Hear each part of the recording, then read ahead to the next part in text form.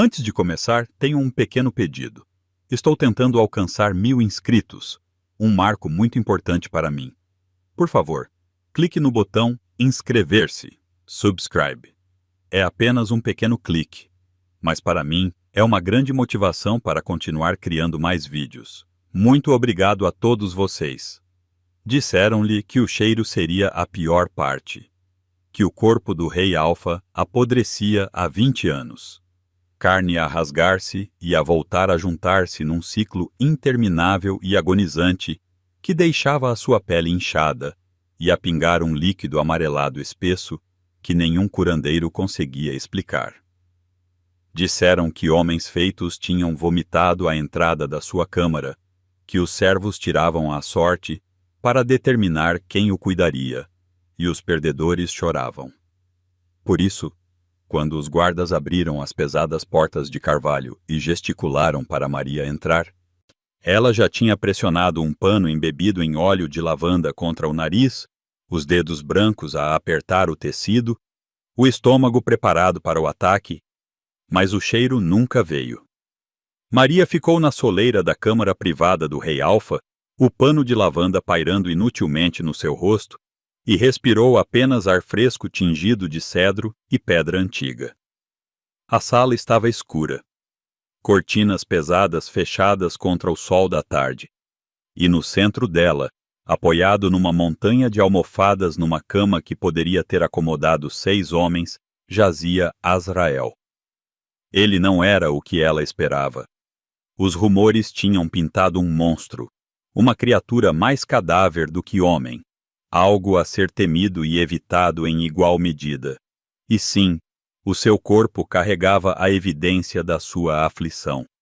Os seus braços, expostos acima dos cobertores, estavam inchados e manchados. A pele a rasgar-se em finas fissuras que escorriam um líquido lento e claro antes de se selarem e se rasgarem novamente noutro lugar. Era como se o seu corpo estivesse em guerra consigo mesmo, destruindo e reconstruindo num ciclo que nunca descansava. Mas o seu rosto ainda era afiado, ainda orgulhoso, olhos escuros que ardiam com uma inteligência que a doença não tinha tocado, uma mandíbula que se apertava contra a dor que ele se recusava a expressar. Parecia um homem que lutava há 20 anos e simplesmente se recusava a perder. Aqueles olhos escuros encontraram-na agora, estreitando-se com suspeita. Quem é você? A sua voz era baixa, áspera nas bordas, mas carregava o peso inconfundível do comando, mesmo a apodrecer, mesmo acamado. Este era um rei. Maria abriu a boca para responder. Mas a amargura que carregava há 3 dias através de quilômetros de estrada e pelos portões de uma corte que desprezava, subiu antes que ela pudesse pará-la. Sou a mulher que a sua corte comprou, disse ela friamente. Aquela que o seu irmão trocou por metade de um reino. Porque aparentemente um rei moribundo não pode morrer sem um rosto bonito para olhar. A expressão de Azrael mudou. Não raiva. Algo pior. Confusão, depois mágoa, a piscar em feições que claramente não estavam habituadas a mostrar nenhuma delas. O meu irmão fez o quê? Antes que Maria pudesse responder, a porta da câmara abriu-se e um homem mais jovem entrou. Dan. Ela reconheceu-o pelo anúncio. O mesmo cabelo escuro do rei, o mesmo porte orgulhoso, mas não marcado pela doença, o seu rosto tenso com emoção mal contida. Ele olhou entre Maria e o seu irmão, e a sua expressão desmoronou-se. Azrael, começou Dan cuidadosamente. Eu posso explicar. Você ofereceu metade do meu reino, disse Azrael, a sua voz perigosamente calma, para trazer um estranho ao meu leito de morte. Foi o teu desejo. A voz de Dan embargou-se. Quando éramos rapazes, disseste que se alguma vez morresses, querias morrer a olhar para algo bonito. Eu estava apenas a tentar. Eu tinha 12 anos em Dan. O silêncio caiu sobre a sala. Maria observou o rosto do rei, observou a raiva a esvair-se dele, deixando para trás algo cru e exausto. Ele olhou para o seu irmão da maneira que se olha para alguém que se ama demasiado para ficar zangado, alguém cuja devoção se tornou a sua própria ferida. Mande-a para casa, disse Azrael calmamente. Eu não pedi isto, e não vou ter alguém forçado a ver-me morrer. Mas Maria não se moveu, porque naquela única troca, algo tinha mudado dentro dela. Ela tinha entrado naquela sala esperando um tirano egoísta e moribundo agarrado ao conforto à custa dos outros. Em vez disso, ela tinha encontrado um homem envergonhado pelo amor do seu próprio irmão. Um rei cujo primeiro instinto foi mandá-la embora, em vez de aceitar um sacrifício que não tinha pedido. E de pé na porta, Dan, com lágrimas que ele estava a tentar muito não derramar, olhando para o seu irmão como se o mundo estivesse a acabar e ele não pudesse pará-lo. Maria baixou o pano de lavanda do seu rosto. Ela não precisaria dele. Ela não tinha a certeza se precisaria de qualquer uma das armaduras que tinha trazido consigo.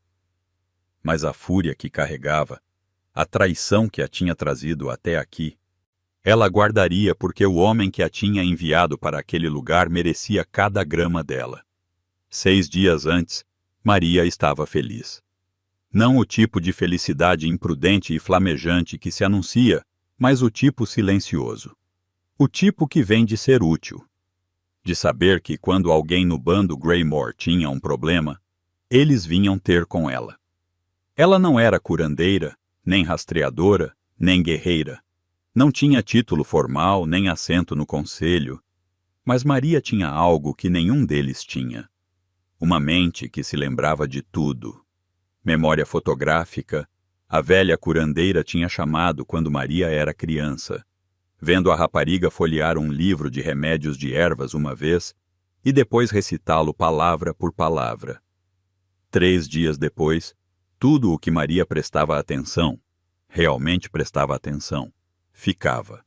Não apenas as palavras numa página, mas a forma como a tinta estava no papel, a dobra no canto, a marca d'água tênue sob o texto. Você. Ela consumia conhecimento da mesma forma que outros lobos consumiam carne faminta, instintivamente, como se a sua mente fosse um ser vivo que morreria de fome sem ele. E ela usava cada pedaço dele para eles. Quando as colheitas do bando falharam há 2 verões, foi Maria quem se lembrou de uma passagem de um texto agrícola que tinha lido aos 14 anos. Uma técnica para rodar vegetais de raiz que tinha salvado uma aldeia nos territórios do sul. Quando o filho do ferreiro partiu o braço em 3 lugares, e o curandeiro não conseguiu colocá-lo corretamente, foi Maria quem se lembrou dos diagramas de colocação de ossos de um manuscrito médico que tinha estudado anos antes, guiando as mãos do curandeiro com uma precisão que até o deixou a abanar a cabeça em descrença. Quando surgiram disputas comerciais com bandos vizinhos, Maria podia recitar os termos exatos de acordos assinados antes de ela nascer, porque ela tinha uma vez olhado para os documentos no arquivo do conselho. Ela era a pessoa de que todos precisavam, mas ninguém sabia como intitular. E Brutus tinha visto isso. Ele tinha visto isso antes de qualquer outra pessoa. Ou pelo menos era o que Maria tinha acreditado. Ele tinha a cortejado com uma ferocidade que a tinha deixado sem fôlego. Brutus era o alfa do bando, ombros largos e imponente, com uma voz que podia silenciar uma sala e um sorriso que podia iluminá-la. Ele tinha perseguido Maria com o tipo de devoção singular que fazia as outras mulheres do bando sussurrarem de inveja. Presentes deixados à sua porta, longas caminhadas pela floresta onde ele lhe fazia perguntas sobre tudo, pendurado nas suas respostas como se fossem sagradas. Ele disse-lhe que ela era extraordinária. Disse-lhe que nunca tinha conhecido ninguém como ela. Disse-lhe que não conseguia imaginar liderar o bando sem ela ao seu lado. Maria tinha confundido isso com amor. Ela entendia agora com a clareza que apenas a traição podia trazer que Brutus nunca a tinha amado. Ele amava o que ela podia fazer por ele. Cada problema que ela resolvia, cada crise que ela navegava, cada pedaço de conhecimento que ela tirava daquela memória extraordinária, refletia nele, fazia-o parecer capaz, fazia-o parecer sábio, fazia o bando acreditar que o seu alfa tinha escolhido bem. Ele desfilava-a em reuniões, apresentava-a a alfas visitantes com um orgulho que ela agora reconhecia como posse. Esta é a minha companheira, Maria. Ela pode fazer tudo. Não. Ela é tudo o que ela pode fazer. A distinção assombrava-a agora. Mas há 6 dias Maria ainda não tinha visto. Há 6 dias ela estava sentada em casa, a ler um texto sobre compostos minerais à luz do fogo, a sua mãe a cochilar na cadeira ao lado dela. A sua mãe, Helene, estava velha agora, as suas articulações rígidas, a sua audição a desvanecer-se, mas a sua mente ainda afiada o suficiente para repreender Maria por ler demasiado perto das chamas. Helene não tinha doença, apenas o peso honesto dos anos, a pressionar um corpo que tinha trabalhado arduamente toda a sua vida. Maria cuidava dela sem queixas, ajustando cobertores, preparando alimentos macios para dentes que já não eram o que eram, lendo em voz alta nas noites em que os olhos de Helene estavam demasiado cansados. Era uma vida tranquila, uma vida boa. Então, Brutus tinha voltado para casa com fogo nos olhos. Já ouviste falar do rei Alfa? Perguntou ele, a percorrer a extensão da sua pequena casa, com uma energia que deixava Maria inquieta. Ela tinha ouvido. Todos tinham ouvido que o rei Alfa Azrael, da corte da coroa cinzenta, sofria de uma doença de apodrecimento há 20 anos. Maria tinha 15 anos quando os primeiros relatos chegaram ao seu bando. Contos sussurrados de um jovem rei cujo corpo tinha começado a decair enquanto ele ainda vivia. A sua carne apodrecia e curava simultaneamente, rasgando-se para pingar um líquido espesso e viscoso antes de se selar, apenas para romper novamente noutro lugar. O ciclo nunca parava. O seu corpo permanecia perpetuamente inchado, perpetuamente a romper, perpetuamente a reconstruir. Nenhum curandeiro em qualquer território tinha sido capaz de o explicar, muito menos curá-lo. Azrael tinha agora 55 anos, o que significava que tinha suportado este horror durante a maior parte da sua vida adulta. E recentemente, o seu irmão mais novo, Dan, tinha feito um anúncio que tinha repercutido em todos os bandos da região. Dan tinha oferecido metade do reino do rei, terras, títulos, riqueza inimaginável, a qualquer filha ou companheira disposta a ir para a corte e passar os últimos dias do rei Alfa com ele. A oferta deveria ter sido irresistível. Metade de um reino era o tipo de fortuna que mudava linhagens para sempre. Mas ninguém tinha aceite. A razão era simples. Azrael era um alfa, e os alfas não morriam facilmente, nem mesmo os doentes. O seu corpo apodrecia há 2 décadas, e ele ainda estava vivo, ainda a respirar, ainda a suportar. Ninguém sabia quando ele finalmente morreria. Podiam ser meses, podiam ser anos, podiam ser mais 20 anos a ver a carne rasgar-se e reformar-se, a viver com o fedor e o horror e a miséria lenta e moedora de um corpo em guerra consigo mesmo. A promessa de metade de um reino não significava nada se o rei se recusasse a morrer. Nenhum pai sacrificaria a sua filha a essa incerteza. Eu sei que M se voluntariaria para uma sentença de sofrimento em aberto. Mas Brutus tinha uma mentalidade completamente diferente. Pensa nisso, Maria. Ele parou de andar, virando-se para encará-la com olhos que brilhavam à luz do fogo. Metade do reino. Entendes o que isso significa? As terras sozinhas fariam de nós o bando mais poderoso da região. Teríamos riqueza, influência, um lugar na corte real. Tudo o que sempre quisemos. Maria pousou cuidadosamente o seu livro. Tudo o que sempre quiseste, corrigiu ela. Brutus afastou as suas palavras como fumo. Estás a perder o ponto. Todos os outros têm medo de aceitar a oferta porque pensam que o rei vai demorar. Mas eles não têm o que eu tenho. Ele apontou para ela e o gesto fez algo frio assentar no estômago de Maria. Eles não têm você. Ela olhou para ele. O que exatamente estás a sugerir? Estou a sugerir que vás para a corte do rei. Tu cuidas dele. Tu fazes o que sempre fazes. Tu descobres as coisas. Tu resolves problemas. Tu fazes funcionar. A sua voz era brilhante, encorajadora, o mesmo tom que usava ao apresentá-la a dignitários visitantes. Tu nunca falhaste, Maria, nem uma vez. Tu és a pessoa mais capaz que eu já conheci. O elogio caiu como um tapa, porque agora ela ouvia-o pelo que era. Não admiração, mas cálculo. Não amor, mas alavancagem. Todos os outros alfas nesta região, disse Maria lentamente, estão a proteger os seus, as suas filhas, as suas companheiras. Eles estão a escolher o seu povo em vez da riqueza. E tu? Ela olhou para ele com uma expressão que nunca tinha dirigido a ele antes. Repulsa. Repulsa pura e sem filtros. Tu estás pronto para me vender por um reino. Brutus teve a audácia de parecer magoado. Não é vender, Maria. É uma oportunidade. E não é apenas sobre nós. Pensa no bando. Eles adoram-te.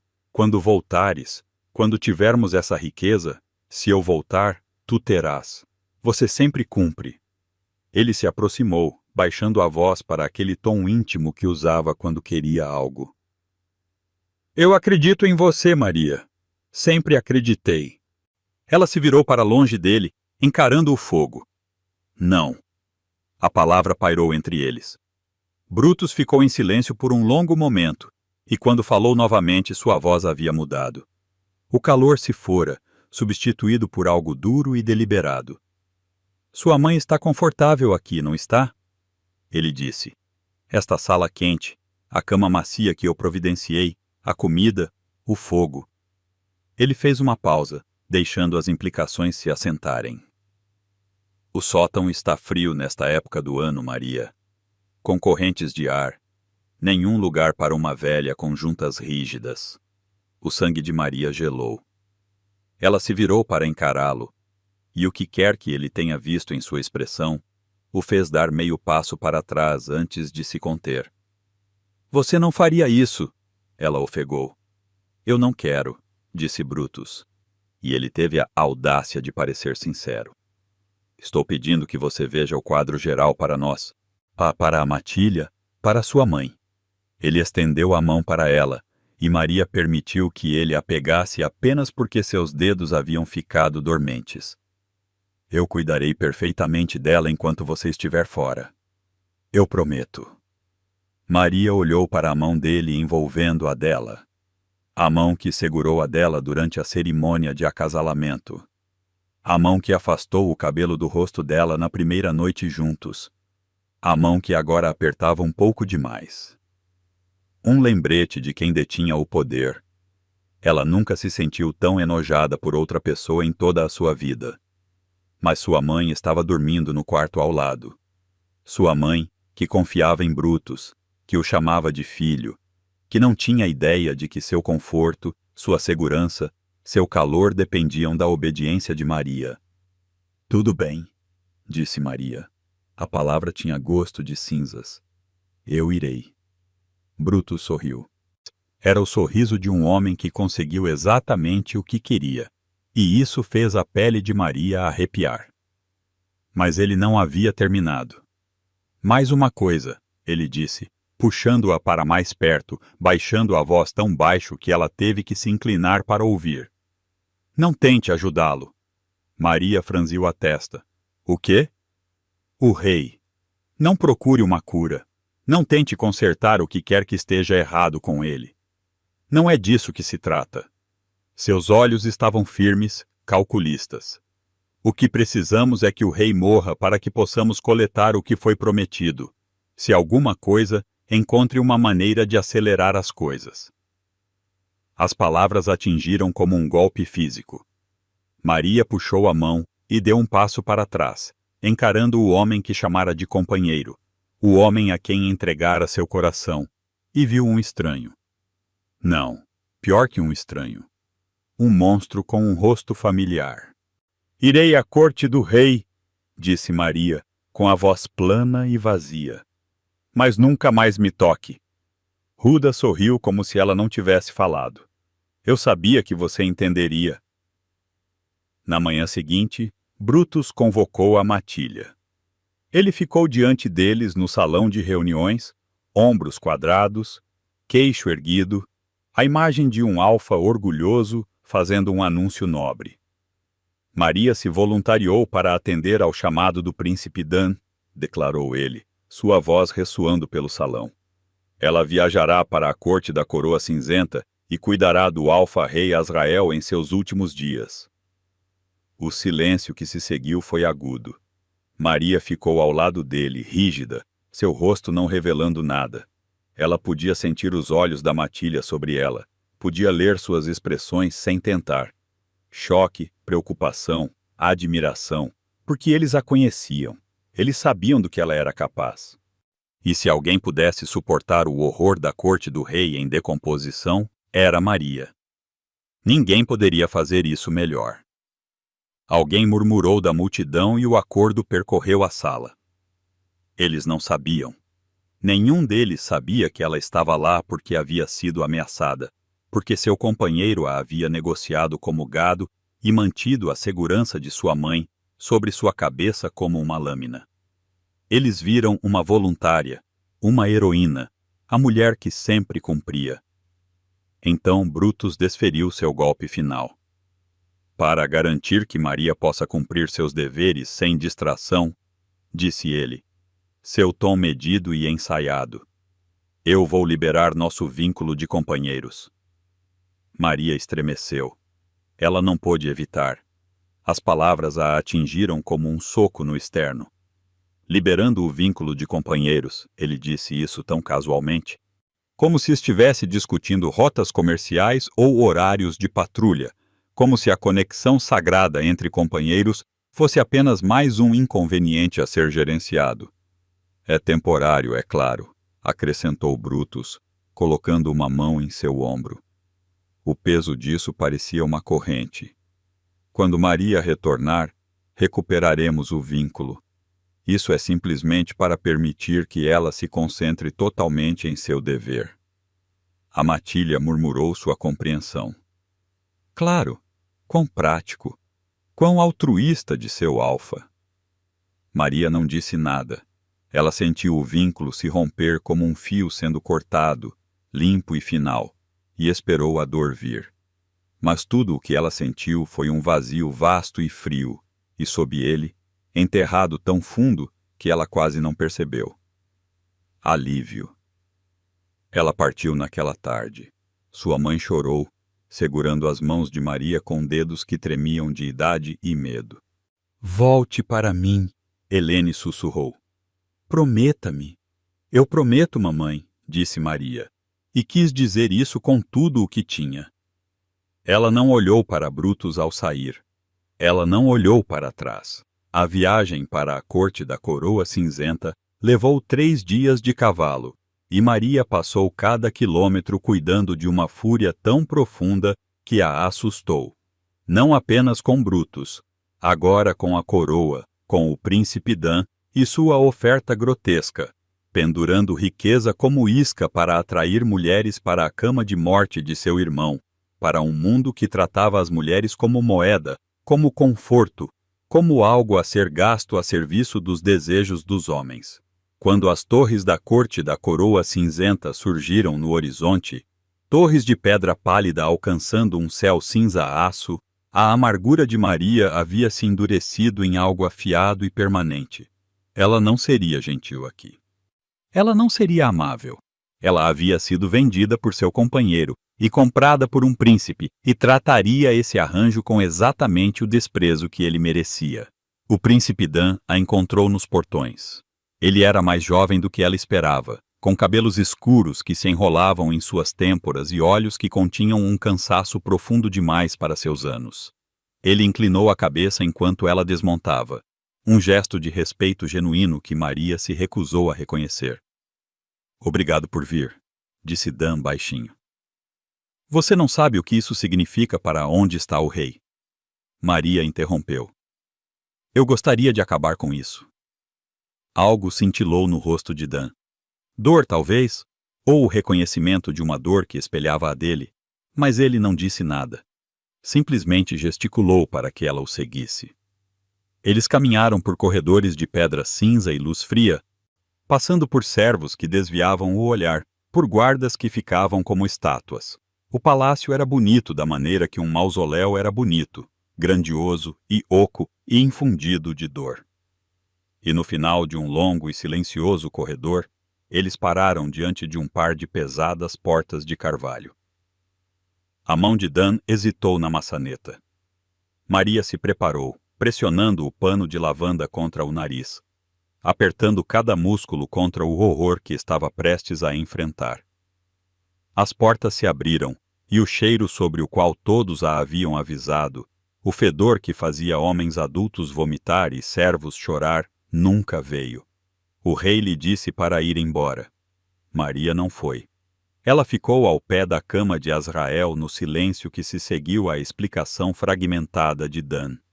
As mãos de Dan estavam cerradas ao lado do corpo, e Azrael, apoiado em seus travesseiros com seu corpo chorando aquele líquido claro e lento, olhou para seu irmão mais novo sem raiva alguma, apenas exaustão. "Eu te disse que não precisava disso", disse Azrael baixinho. "Você me disse quando tínhamos 12 anos que queria morrer olhando para algo bonito", respondeu Dan com a voz embargada. "Lembrei-me de cada coisa estúpida que você já disse porque pensei que você estava ficando sem tempo para dizê-las." Maria observou o rei fechar os olhos. Quando ele os abriu novamente, a dor havia sido dobrada para trás da máscara composta de um homem que passou 20 anos fingindo que seu corpo não estava se consumindo. "Mande-a para casa, Dan. Não vou ter alguém forçado a vigiar um homem moribundo por uma recompensa. Não é quem somos. Foi a palavra nós que parou Maria. Não eu. Nós." Como se Azrael preferisse sofrer sozinho do que deixar o nome de sua família ser manchado pela desesperança do amor de seu irmão. Maria pensou em Brutus, que a havia vendido sem hesitar. Então ela olhou para Dan, que ofereceu meio reino não por ganância, mas porque não suportava ver seu irmão morrer sem tentar. "Ficarei", disse Maria. Ambos os irmãos se viraram para ela. Os olhos de Dan se arregalaram. Os de Azrael se estreitaram. "Você não precisa", disse o rei cuidadosamente. "O que quer que tenha sido prometido a você." "Não estou ficando pela promessa", Maria interrompeu. Ela sabia com uma certeza que se instalou em seu peito como uma pedra, que ela não podia sair daquela sala. Não de um rei moribundo que recusava conforto. Não de um irmão cujo amor o levou a algo tolo e bonito. Não quando o homem que a enviou aqui queria que ela deixasse o rei morrer. "Estou ficando porque escolho", disse ela. Azrael a estudou por um longo momento. Então ele assentiu uma vez, um gesto pequeno e cansado. Como desejar. E foi isso. A primeira semana foi a mais difícil. Não por causa da doença, embora isso fosse difícil o suficiente de testemunhar. O ciclo de decomposição era implacável.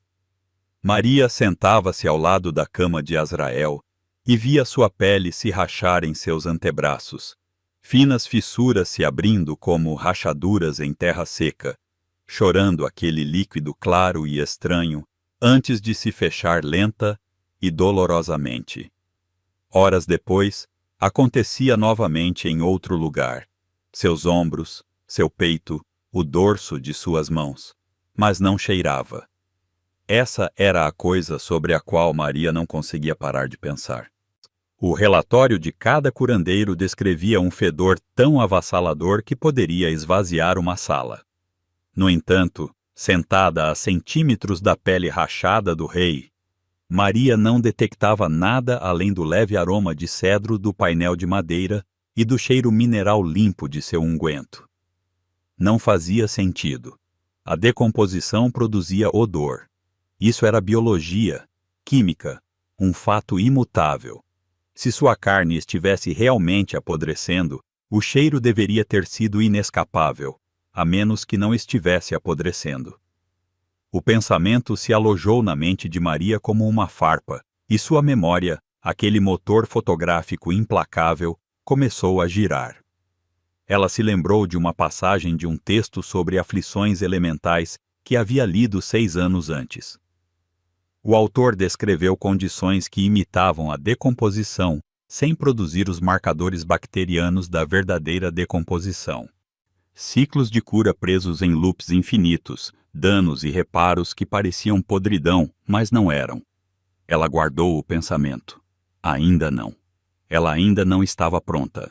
A parte mais difícil daquela primeira semana era o próprio rei. Azrael era orgulhoso, ferozmente orgulhoso, e ele suportava sua aflição com uma dignidade que beirava a teimosia. Ele se recusou a deixar Maria ajudá-lo a sentar. Recusou-se a deixar que ela trouxesse suas refeições. Recusou-se a falar sobre sua condição. Você não precisa ficar aí, disse a ela no terceiro dia, quando ela se sentou na cadeira ao lado de sua cama com uma pilha de livros da biblioteca do palácio. Tenho certeza de que há maneiras melhores de passar seu tempo do que assistir à pele de um homem se desintegrar. Provavelmente, concordou Maria. Mas eu já li tudo o que era interessante na ala leste.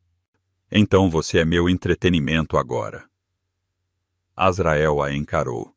Então, pela primeira vez desde que ela chegou, o canto de sua boca se contraiu. Não exatamente um sorriso, mas perto. Ela o conheceu lentamente, não através de perguntas. Ela porque Azrael as desviava com facilidade praticada. Ela o conheceu através da observação. Ele lia até tarde da noite. Ele preferia seu chá sem adoçante, mas aceitava mel quando achava que ninguém estava olhando. Ele rastreava o movimento do sol por seu quarto, e sua expressão quando a luz tocava seu rosto era a coisa mais próxima da paz que ela já tinha visto dele. E ele perguntava sobre seu povo. Cada servo que entrava, cada guarda que mudava de turno, Azrael perguntava por eles pelo nome. Ele se importava genuinamente, profundamente, sem encenação. Por que você não abdicou? Maria perguntou a ele uma tarde. Eles haviam entrado em um ritmo cauteloso até então. Não exatamente companheirismo, mas algo adjacente a isso. Dan se recusou a sentar no trono, disse Azrael simplesmente. Toda vez que ofereci, ele recusou. Ele diz que a coroa é minha até que eu não respire mais. Ele sorriu e o calor em seu rosto transformou sua expressão. Meu irmão é o homem mais teimoso que existe. Ele prefere servir a um rei moribundo do que governar um reino vivo. Maria pensou nisso por um longo tempo depois que Azrael adormeceu. Ela encontrou Dan no corredor oeste naquela noite, parado perto de uma janela com vista para os jardins. A última luz capturou seu perfil e ela notou pela primeira vez o quão cansado ele parecia. A fadiga profunda de anos passando vendo alguém que você ama desaparecer. Por que você fez isso? Ela perguntou sem rodeios. Dan se virou. Sua expressão cautelosa, preparado para a raiva dela. Por que você fez a oferta? A verdadeira razão? Por um longo momento, Dan não disse nada. Então algo em seus olhos cedeu, e as palavras saíram em um jorro que disse a Maria que ele as carregava sozinho há muito tempo. Nossa mãe morreu quando eu tinha 7 anos, disse ele. Nosso pai não era um homem gentil. Ele acreditava que a força era forjada através do sofrimento. A voz de Dan era firme, praticada, como se ele tivesse ensaiado esse discurso no escuro. Azrael tinha 12 anos, mas toda vez que nosso pai levantava a mão para mim, Azrael se colocava na frente dela. O peito de Maria apertou. Cada surra destinada a mim, ele recebia. Ele quebrou o braço 2 vezes antes de completar 15 anos. Ambas as vezes me protegendo. A mão de Dan encontrou o parapeito da janela, agarrando-o como se a pedra pudesse ancorá-lo. E quando ele se tornou rei, ele não parou. Ele me protegeu da corte, de inimigos políticos, de toda ameaça. Ele me deu uma vida que deveria ter sido roubada de mim. E ele pagou por isso com a sua própria. Ele se virou para encará-la completamente, e seus olhos estavam marejados. 20 anos eu o vi definhar. Eu o vi sofrer em silêncio porque ele não quer que ninguém se preocupe. Eu trouxe todos os curandeiros, todos os médicos, todos os herbalistas que vieram e nenhum deles pôde ajudar. Sua voz falhou.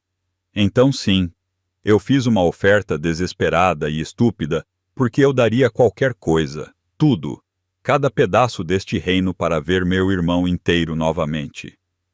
O corredor estava quieto. Maria ficou muito imóvel, deixando as palavras de Dan se acomodarem em sua memória, ou elas ficariam para sempre. E sentiu o último de seu amargor em relação a ele se dissolver como sal em água morna. Me desculpe, ela disse baixinho, por como eu te tratei. Você tinha todo o direito, disse Dan. Você fez isso por amor. Isso não o torna certo, mas o torna real. Ela fez uma pausa. Eu sei como é quando alguém usa as pessoas para ganho egoísta. Isso não é isso. Algo mudou entre eles. Não dramático, não elétrico, apenas um reconhecimento silencioso.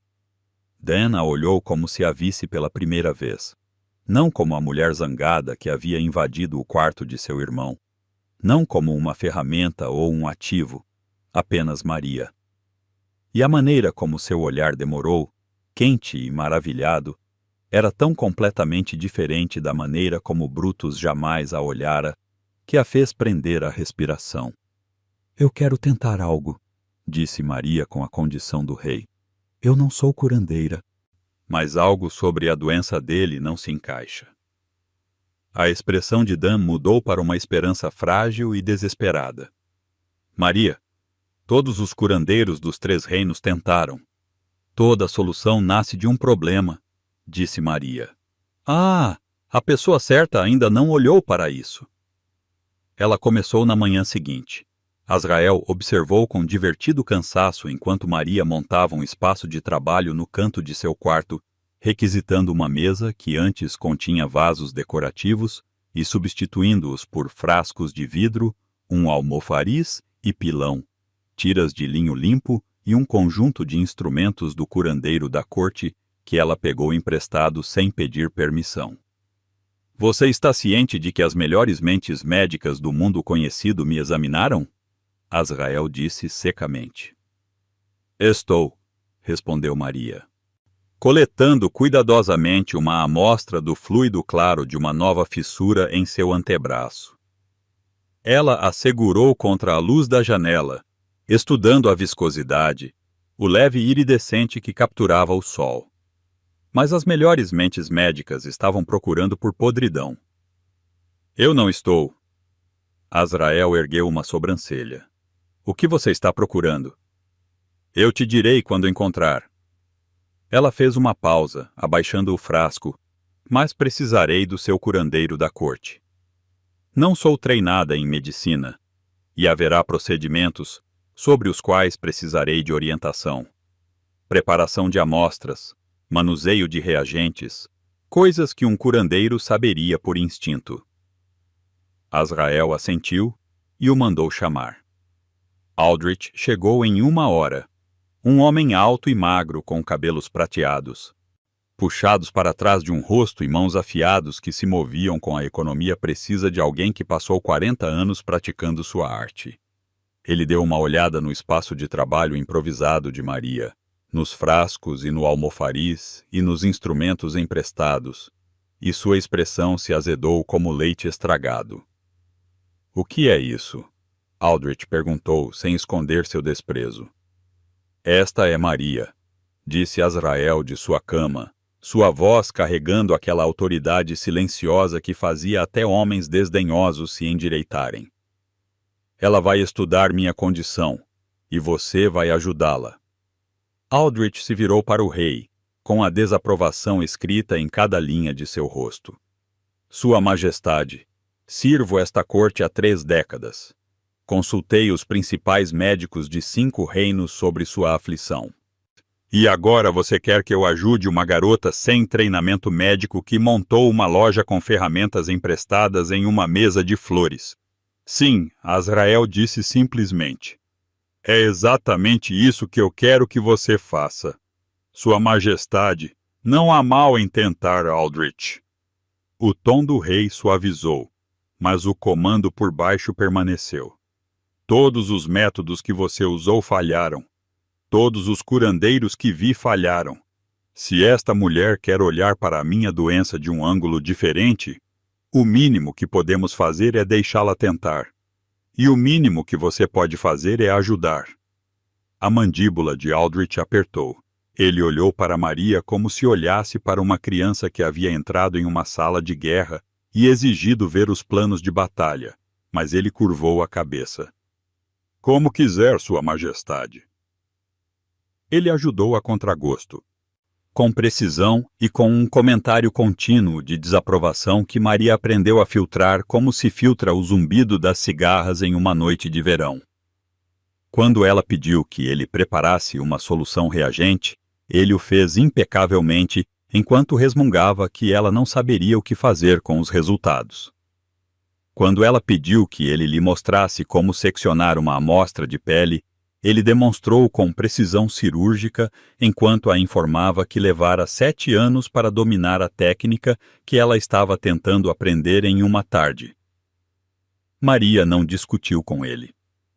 Ela simplesmente observou suas mãos, memorizou cada movimento e o replicou perfeitamente na próxima vez.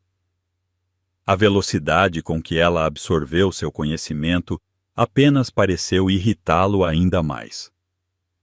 Ela se dedicou ao trabalho com uma ferocidade que surpreendeu até a si mesma. Todos os dias ela coletava amostras, fluido fresco, pele morta das bordas de feridas em cicatrização, vestígios de unguento.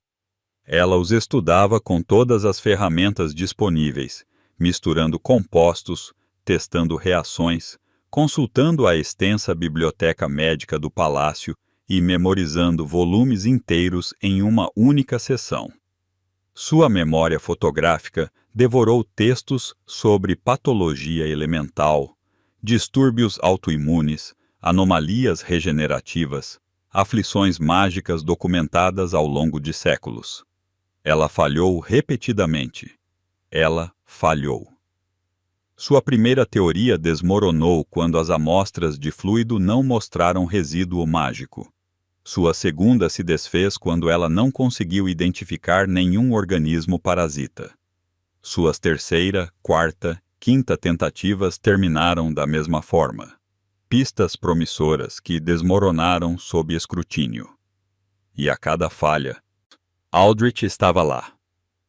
"Como eu previ", disse ele após sua primeira teoria se desintegrar, braços cruzados, observando-a jogar fora 3 dias de trabalho cuidadoso. "Você está perseguindo sombras. Um curandeiro teria sabido que esse caminho era um beco sem saída antes de perder uma semana nele." Após sua terceira falha, ele se tornou mais ousado. "É isso que acontece quando você deixa o sentimento guiar a medicina", disse ele a Dan, que estava sentado silenciosamente ao lado de Maria, perto o suficiente para que seus ombros quase se tocassem. "Ela tem paixão. Eu concedo isso a ela. Mas paixão sem treinamento é apenas barulho. A condição do rei requer expertise, não entusiasmo. Maria não disse nada. Ela limpou seu espaço de trabalho, organizou suas anotações e começou de novo. Ela ouvira homens como Aldrich a vida inteira. Homens que acreditavam que o conhecimento pertencia apenas àqueles que o haviam conquistado através de seus canais aprovados, que não conseguiam conceber que alguém pudesse chegar ao entendimento por uma porta diferente. Ela não precisava da aprovação dele. Ela precisava de suas mãos, seus instrumentos e sua expertise relutante, e ela tinha os três. Mas Maria não desistiu. Ela nunca desistiu de nada em sua vida, e não ia começar com um rei que merecia melhor do que a morte lenta que seu corpo lhe estava dando. Dan esteve ao lado dela durante tudo isso. Ele aparecia todas as manhãs com chá que ela não havia pedido, sentava-se com ela enquanto ela trabalhava, entregava-lhe instrumentos quando suas mãos estavam ocupadas e ouvia sem interrupção, enquanto ela pensava em voz alta, discutindo suas teorias em frases rápidas e emaranhadas que teriam perdido qualquer outra pessoa. Mas Dan acompanhava. Ele fazia perguntas aguçadas e relevantes, não porque ele entendesse a ciência, mas porque ele a entendia. Entendia que falar sobre o problema era como ela o resolvia, e ele a admirava, mas sua admiração não era nada como a de Brutus. Brutus a admirava como um homem admira uma arma fina, por sua utilidade, pelo que ela poderia fazer por ele. Dan a admirava como se admira um nascer do sol com admiração silenciosa e sem desejo de possuí-lo. Em seus momentos de quietude, geralmente tarde da noite, quando o palácio dormia, Maria pensava nos dois irmãos. Sobre Azrael, que recebeu surras destinadas a Dan e carregou um reino em ombros podres sem reclamar. Sobre Dan, que recusou um trono, porque aceitá-lo significaria admitir que seu irmão se foi. Dois homens que dariam qualquer coisa para salvar um ao outro. O pensamento aqueceu algo dentro dela que estava frio há muito tempo. Sua química cresceu nas margens, no roçar dos dedos de Dan, quando ele lhe passava um frasco, na maneira como seu riso, raro e assustado, fazia seu coração disparar. Nas noites que passaram caminhando pelos jardins do palácio, seus ombros perto o suficiente para se tocarem, mas nunca se tocando. Ele entendia que ela tinha um companheiro ou tivera um. Maria lhe contou os fatos brutos de que Brutus a enviara para lá sob ameaça, que o vínculo havia sido rompido.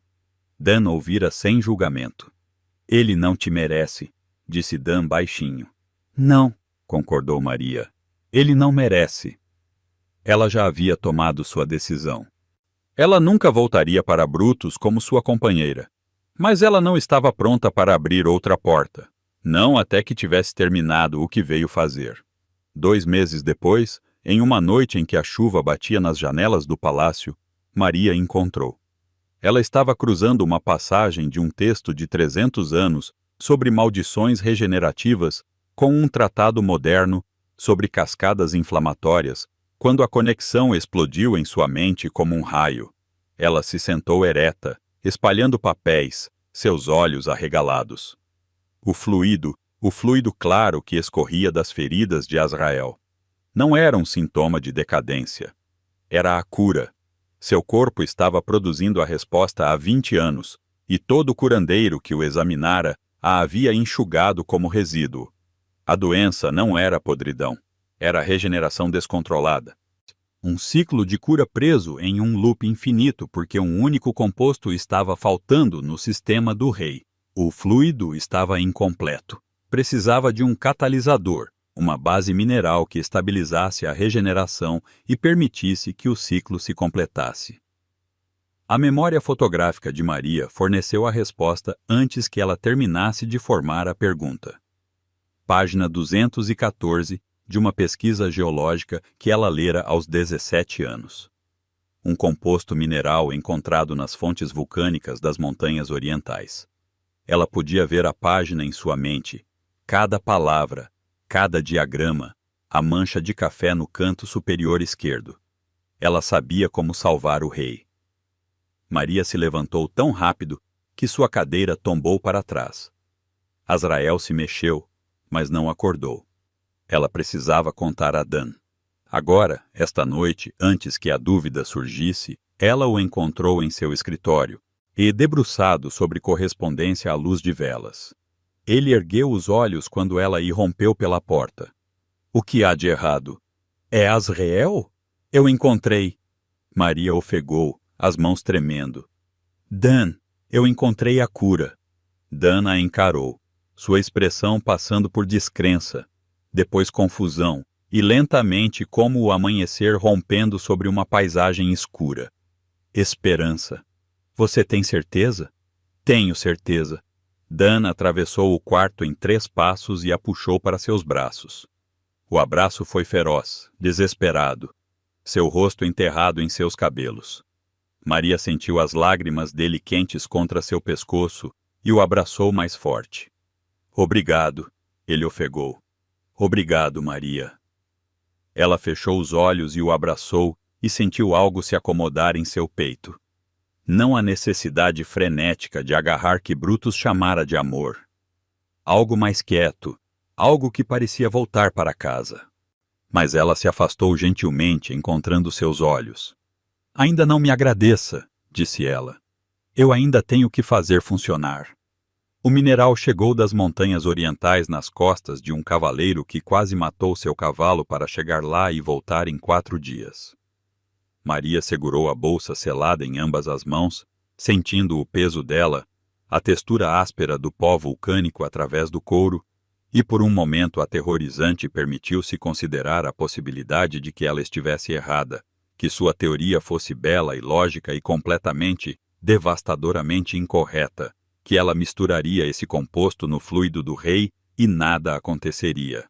E Aldrich cruzaria os braços e diria, como eu previ, e Azrael continuaria a apodrecer e a esperança de Dan se quebraria, e seria culpa dela. Então ela afastou a dúvida, da maneira que vinha afastando a dúvida por toda a sua vida, e começou a trabalhar. A preparação levou 3 dias. Maria trabalhou em silêncio quase absoluto, medindo o composto mineral com uma precisão que fez Aldrich observar, apesar de si mesmo.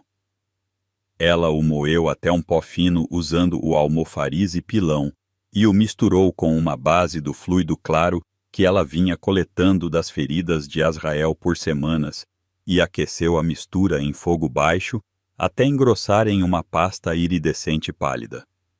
Sua memória fotográfica guiou cada passo, lembrando-se de proporções da pesquisa geológica, temperaturas dos textos médicos, técnicas de ligação das próprias demonstrações do curandeiro que ela havia memorizado sem que ele soubesse. Aldrich ficou em seu canto habitual, braços cruzados. Ele estava mais quieto desde o anúncio de Maria. Não solidário, nunca isso. Mas mais quieto, como se uma parte relutante dele quisesse ver o que aconteceria. Se isso falhar, disse ele no 2º dia de preparação, e falhará, o composto pode acelerar o ciclo, seu corpo pode se despedaçar mais rápido do que se cura. Eu sei, disse Maria sem olhar para cima. Você está disposta a arriscar a vida do rei em uma teoria construída por alguém sem treinamento médico, sem educação formal, sem Aldrich. A voz de Dan veio da porta, quieta, mas absoluta. Chega. O curandeiro apertou os lábios e não disse mais nada. Na noite do 3º dia, a cura estava pronta. Maria levou o pequeno pote de barro para o lado da cama de Azrael, onde Dan já estava sentado, as mãos entrelaçadas entre os joelhos, o rosto tenso com o tipo de esperança que dói mais do que o desespero. Azrael estava apoiado em seus travesseiros, observando Maria com aqueles olhos escuros e inteligentes que haviam visto 20 anos de curandeiros se aproximarem de sua cama com promessas e partirem com desculpas. Você não precisa explicar o que faz, disse Azrael. Eu confio em você. As palavras quase a desarmaram. 3 palavras simples de um rei que não tinha razão para confiar em ninguém, que havia sido cutucado, sondado, examinado e falhado por todos os especialistas que seu reino podia produzir. Ele confiava nela, não por causa de credenciais, títulos ou treinamento, porque ele a havia visto se recusar a desistir. Maria sentou-se na beira da cama dele e mergulhou um pano limpo na pasta. Isso pode arder, disse ela. Tudo arde, respondeu Azrael com o fantasma de um sorriso. Tive 20 anos de ardor. Faça o seu pior. Ela aplicou a pasta diretamente na fissura mais recente em seu antebraço, uma longa rachadura supurante que se abrira há apenas 1 hora. O efeito foi quase imediato. Azrael sibilou entre os dentes, a mandíbula cerrando, os músculos do braço ficando rígidos. A pasta penetrou na ferida, o brilho iridescente dela desaparecendo em sua carne. E por um momento horrível, a fissura se alargou, a pele se abrindo ainda mais, o fluido escorrendo mais rápido do que Maria jamais vira. Dan se levantou de um salto. Maria, espere, disse ela, a voz firme, embora seu coração estivesse batendo tão forte que ela podia senti-lo nas têmporas. Espere! E então aconteceu. As bordas da fissura tremeram. Não a lenta e dolorosa cicatrização que ela observara por 2 meses. A pele, a contragosto, se juntando apenas para se abrir em outro lugar. Isso era diferente. A pele selou suavemente, limpa, como um zíper fechando. O inchaço ao redor da ferida diminuiu. A vermelhidão irritada desbotou para rosa, depois para o marrom quente da pele saudável, e permaneceu fechada. O silêncio encheu a câmara. Maria, Dan, até Aldrich, todos eles olhando para a mancha de pele perfeita e sem manchas no antebraço do rei. Azrael levantou o braço lentamente, virando-o à luz da vela, olhando para a carne que não estava inteira há 2 décadas. Pelos deuses! Ofegou Aldrich. Ele deu um passo à frente, o instinto profissional superando seu orgulho, e pegou o braço do rei em suas mãos, pressionando suavemente ao longo da pele curada. Seus dedos tremiam. Não há inflamação, nem fluido. O tecido está totalmente regenerado. Ele olhou para Maria e, pela primeira vez, não havia desprezo em sua expressão. Apenas choque. Como você sabia? Maria não respondeu. Ela estava olhando para Dan, que havia voltado a se sentar em sua cadeira e estava cobrindo a boca com as 2 mãos, os ombros tremendo, lágrimas escorrendo silenciosamente pelo rosto. Ele não estava olhando para o braço curado de seu irmão. Ele estava olhando para Maria como se ela tivesse alcançado o céu e puxado o sol. O tratamento completo levou 2 semanas. Maria aplicou a pasta em cada fissura à medida que aparecia, e cada vez o resultado era o mesmo.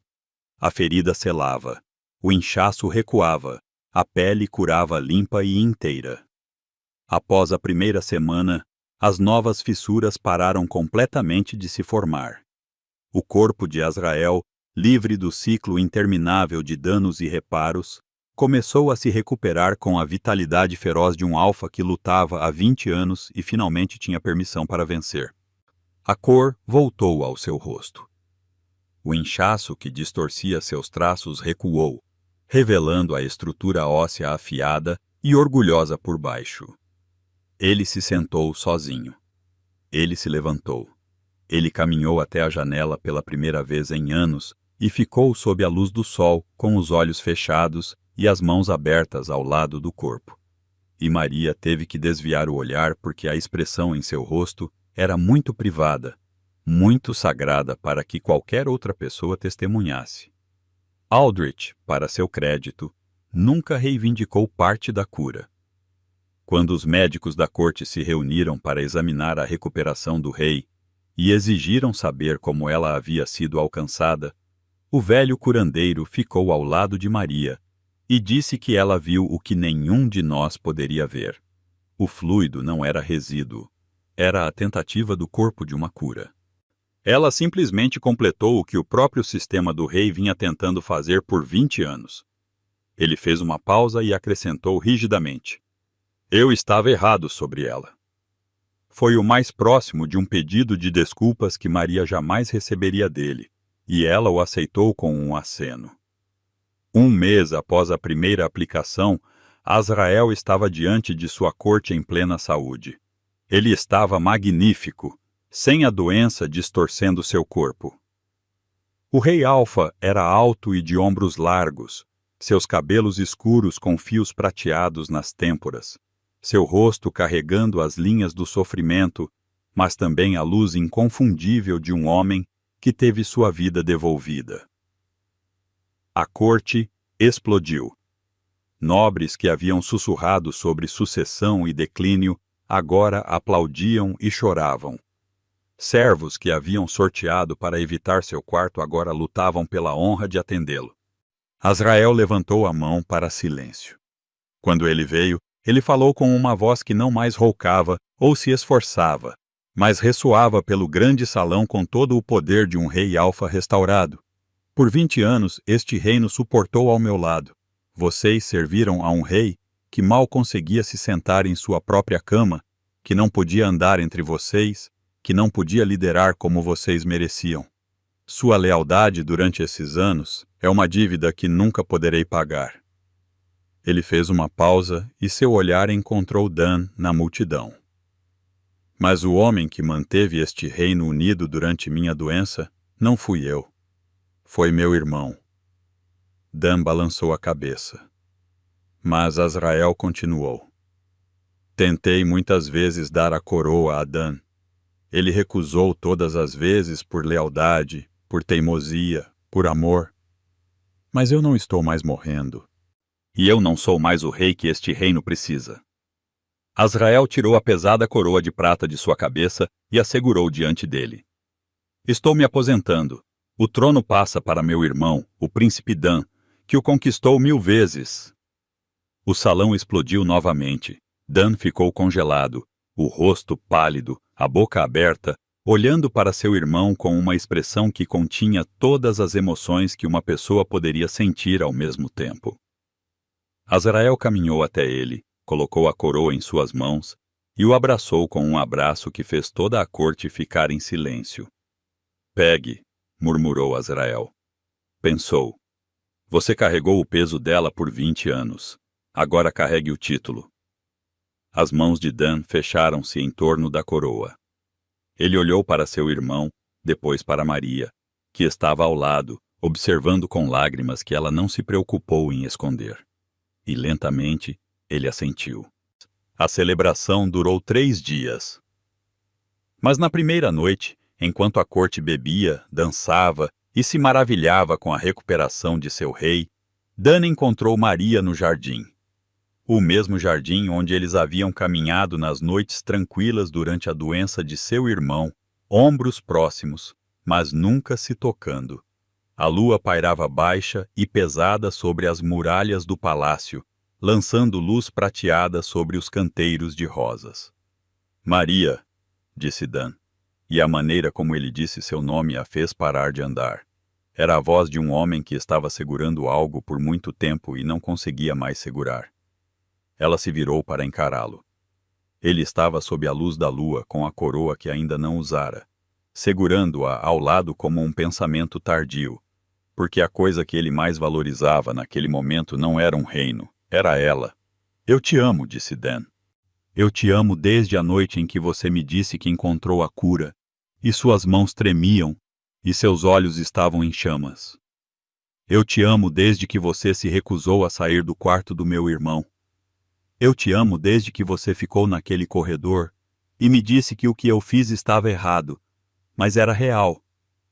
O coração de Maria estava batendo forte.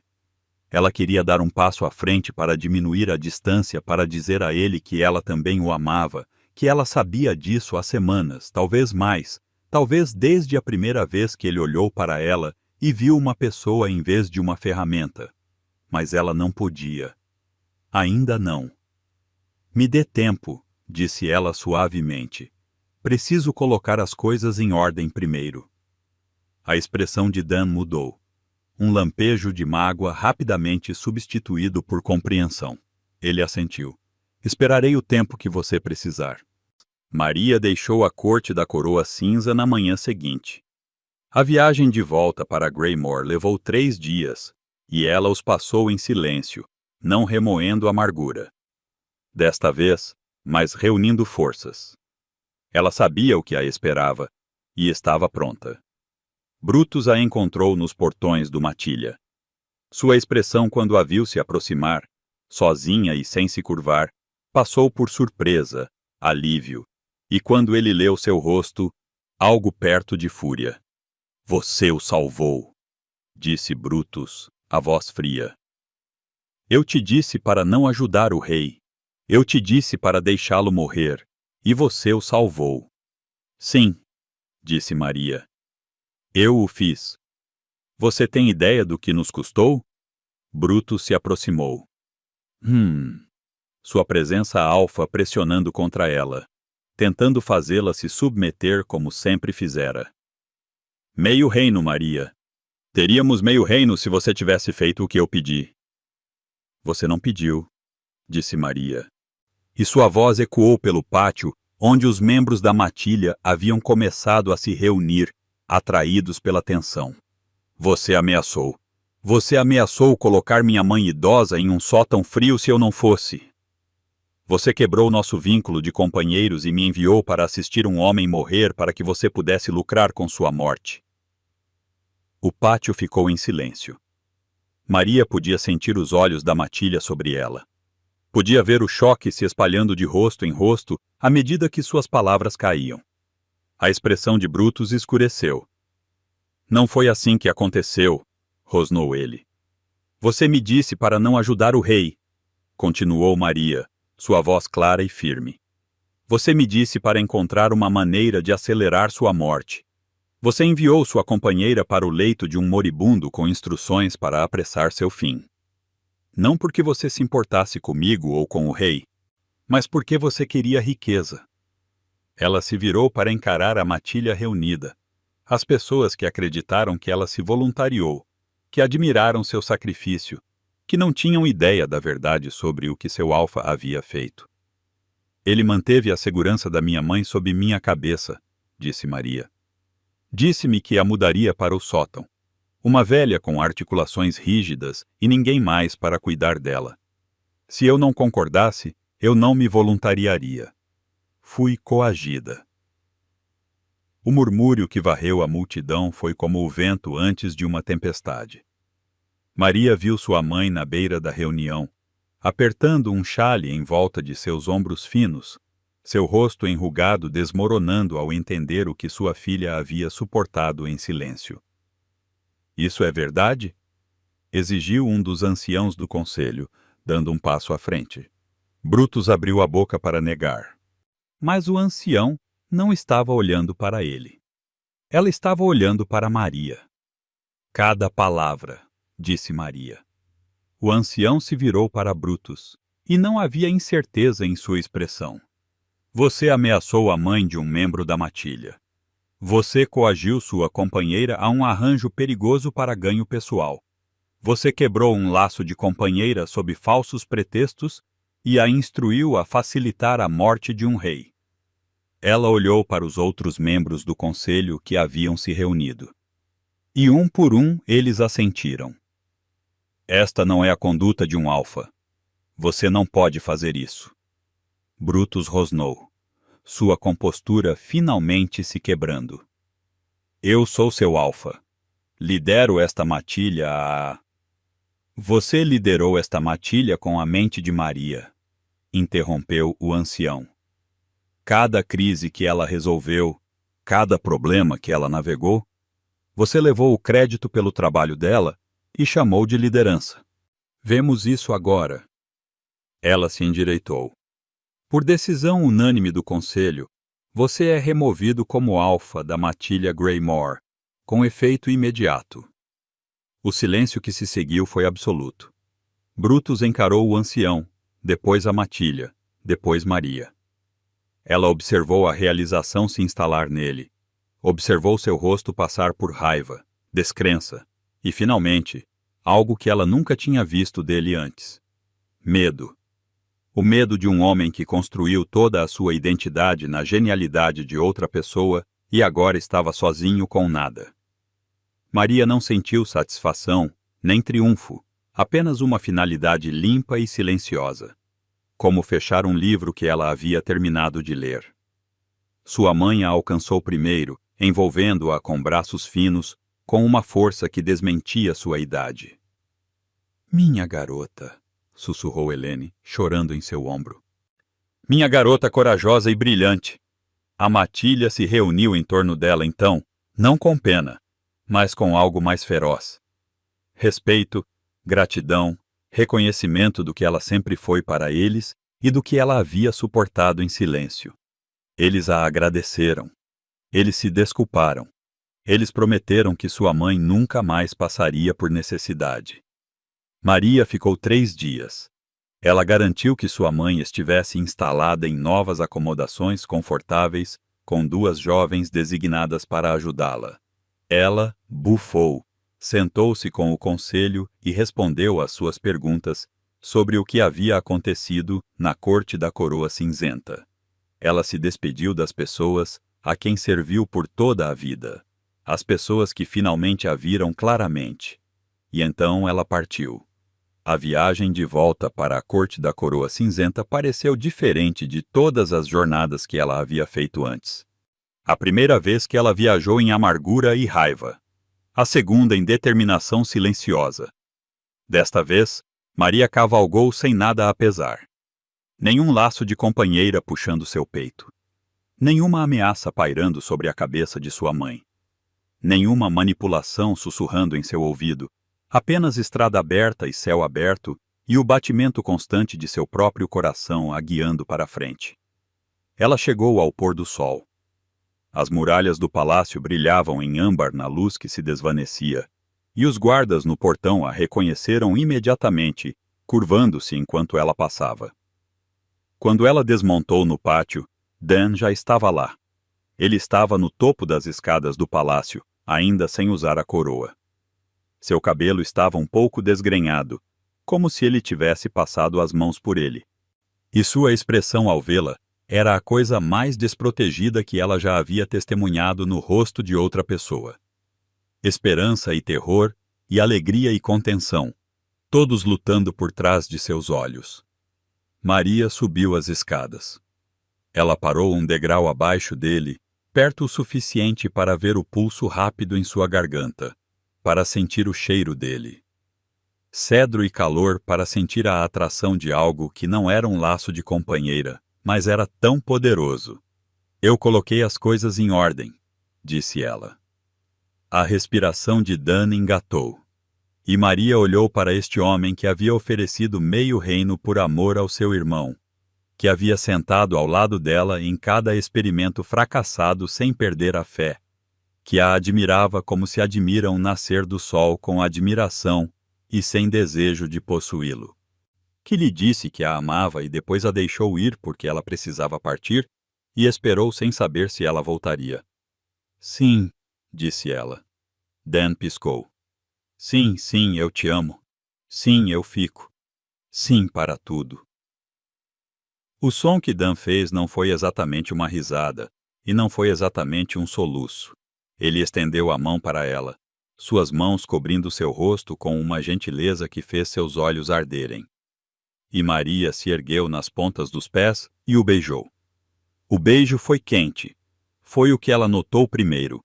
O quão quente ele era, o quão vivo, o quão diferente das transações frias e toques calculados que ela conhecera antes. Seus lábios se moveram contra os dela suavemente, cuidadosamente, como se ela fosse algo precioso que lhe foi dado permissão para segurar. Então suas mãos encontraram a nuca dele, puxando-o para mais perto. E o beijo se aprofundou em algo que tinha gosto de um começo de história. Ela realmente queria viver. Quando finalmente se separaram, o pátio abaixo deles havia se enchido de gente. Pessoal do palácio, guardas, cortesãos, todos observando. E na beira da multidão, encostado em uma coluna com os braços cruzados e o sorriso mais saudável que Maria já tinha visto em seu rosto, estava Azrael. Ele encontrou o olhar de Maria e assentiu uma vez. Um pequeno gesto de um rei que havia perdido tudo para sua doença e recuperado através da teimosia de uma mulher que se recusou a parar de procurar respostas. Maria sorriu de volta.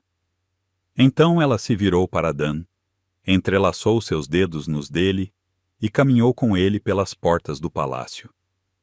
Ela havia vindo aqui como um sacrifício. Ela estava ficando como uma rainha. ¿Te gustó esta historia? ¿O te gustaría ver una secuela? Deja un comentario y cuéntanos en qué lugar te gustaría aparecer en nuestros próximos videos. No hay un formato fijo y el canal está en constante crecimiento con más contenido. Gracias por